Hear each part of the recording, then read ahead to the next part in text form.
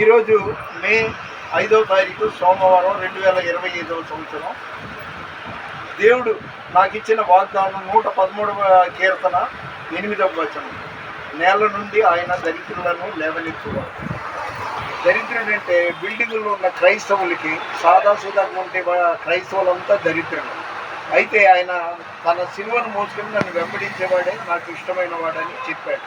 కాబట్టి నిన్న జరిగిన దుర్ఘటనకి నేను బాధపడను, భయపడ్డాను. శరీరాన్ని ఆత్మని చంపేవాడికి భయపడాలి.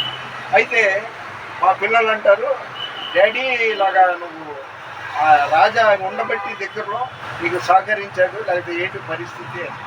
అదేం కాదండి, భూత భవిష్యత్ వర్తమానాలు దేవుడికి తెలుసు. రేపేం జరుగుతుందో కూడా ఆయనకి తెలుసు. కాబట్టి అదేంటి మన యోసేపుని తోడబెట్టిన అన్ననే చంపైపోయారు, ఆ తర్వాత ఎవరికో అమ్మేశారు.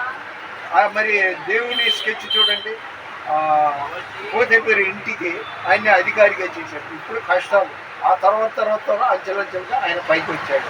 అలాగే నేను కష్టాలు వచ్చిందని కుంగిపోను, సంతోషం వచ్చిందని పొంగిపోను. ఎప్పుడు నడుస్తూ స్థుతులు చదువుతుంటాను, మాట్లాడుతూ స్థుతులు చెప్తాను. అందుకనే నా కొడుకు రాజా నిన్న ఉన్నాడు, నా మనవళ్ళు, నా కోడలు కూడా నాకు సపోర్ట్ చేశారు, సంతోషమే. కానీ దేవుని ఏర్పడ్డది. అందుకని దేవుని ఏర్పాటు లేకుండా ఏది జరగదు. ఇప్పుడు మా పిల్లలు పిలిచారనేసి ఎడాపెడ నేను వెళ్ళిపోయాను అనుకో, హాయిగా ఏసీలో ఉండొచ్చు, రాజభోజనం తినొచ్చని, అది మంచిది కాదు. ఎందుకంటే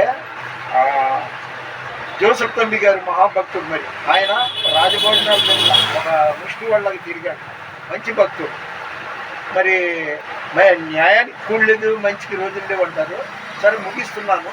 ఏదేమైనా కానీ దేవుడు ప్రేరేపించకుండా నేను నా పిల్లల దగ్గరికి కానీ, Anand main, he is a great hero.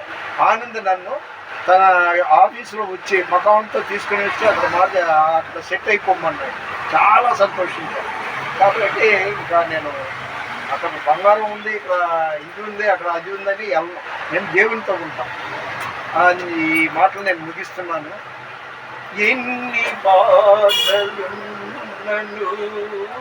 ఇబ్బందులైనను, ఈ పాట అర్థం చూడండి ఎంత బాగుందో.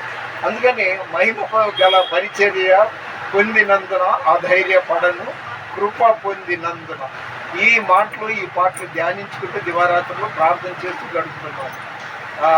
ఆ మాటలు ముగిస్తున్నా. ప్లీజ్ కైండ్లీ రిక్వెస్ట్, దయచేసి లైక్ చేయండి, షేర్ చేయండి, సబ్స్క్రైబ్ చేయండి. దేవుని పరిచర్యలు బాగా